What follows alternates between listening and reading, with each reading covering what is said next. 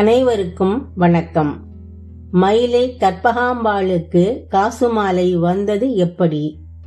மயிலாப்பூர் கற்பகாம்பாள் மீது பக்தி மிக்கவர் முத்துலட்சுமி பாட்டி. இவர் லலிதா சகஸ்ரநாமம், சௌந்தர்ய லஹரி போன்ற துதிகளை தினமும் அம்பாள் சந்நிதியில் படிப்பது வழக்கம். ஒரு நாள் பாட்டியின் கனவில் தங்க காசு மாலை அணிந்து அம்பாள் காட்சி தந்தாள். அம்பாள் அருகில் காஞ்சி பெரியவர் இருந்தார். பாட்டி அம்பாளிடம், அம்மா, உனக்கேது தங்க காசு மாலை? காஞ்சி காமாட்சிக்குத்தானே மகா பெரியவர் மாலை பண்ணி போட்டார் என்று கேட்டார். அதற்கு பெரியவர், நான் காமாட்சிக்கு பண்ணினேன், கற்பகாம்பாளுக்கு உன்னை பண்ணச் சொல்றேன் என்று பதிலளித்தார். திகைப்புடன் பாட்டி, ஏழையான நான் எப்படி காசு மாலை செய்ய முடியும் என்று கேட்டார். அதற்கு பெரியவர், உன்னால் நிச்சயம் முடியும் என்று சொன்னார். அத்துடன் கனவு கலைந்து பாட்டி எழுந்தார். கனவில் பெரியவர் இட்ட கட்டளையை தன்னுடன் கோவிலுக்கு வரும் சக பெண்களிடம் பாட்டி தெரிவித்தார். அவர்கள் காஞ்சிபுரம் போய் பெரியவரிடமே இது பற்றி விளக்கம் கேட்டு விடுவோமே என்றனர். அதுவும் சரிதான் என்ற பாட்டி அவர்களுடன் காஞ்சிபுரம் சென்று பெரியவரை தரிசித்தார்.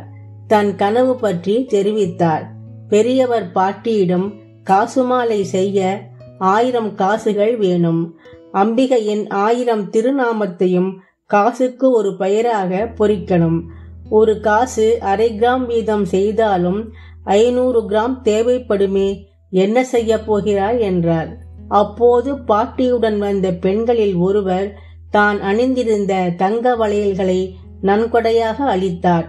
இது பற்றிய தகவல் வெளியே தெரிந்ததும் நடிகர் R.S. மனோகர், மேயர் ராமநாதனின் மனைவி லட்சுமி, உம்மிடி பங்காரு கண்ணன் போன்றவர்கள் பாட்டிக்கு உதவ முன்வந்தனர். விரைவில் காசு மாலை தயாரானது. பாட்டி உள்ளிட்ட மயிலாப்பூர் பக்தர்கள் காஞ்சிபுரம் வந்தனர். ஒரு கூடையில் பழம், பூ, மஞ்சள், ரவிக்கை இவற்றுடன் காசு மாலையையும் வைத்து பெரியவரிடம் வழங்கி ஆசி பெற்றனர். அப்போது ஒரு பெண் குழந்தை பெரியவர் முன் வந்தது. அவரிடம் பழம் ஒன்றை பெற்றுக்கொண்டு கண் இமைக்கும் நேரத்தில் காணாமல் மறைந்தது. வந்தது அம்பாள்தான் என்பதை அனைவரும் புரிந்து கொண்டனர்.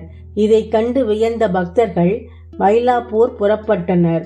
ஒரு நல்ல நாளில் கற்பகாம்பாளுக்கு காசு மாலை சாத்தி பரவசத்துடன் வழிபட்டனர். அப்போது கூட்டத்தை கடந்து ஒரு பசுமாடு சந்நிதிக்கு வந்தது. அம்பாளை கண்குளிர தரிசித்த பின் வந்த வழியே புறப்பட்டது. வியப்பில் ஆய்ந்த பாட்டி உள்ளிட்ட பக்தர்கள் காஞ்சிபுரம் சென்றனர். பெரியவரிடம் நடந்ததை சொல்ல அவர், நான் தான் கோரூபத்தில் மயிலாப்பூர் வந்தேன் என்று தெரிவித்தார்.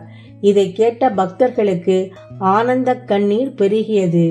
கனவில் தோன்றியது முதல் பசுவடிவில் சந்நிதிக்கு வந்தது வரை அனைத்தும் காஞ்சி பெரியவரின் லீலை என்பதை உணர்ந்த பாட்டி அடைந்த மகிழ்ச்சிக்கு எல்லையே இல்லை.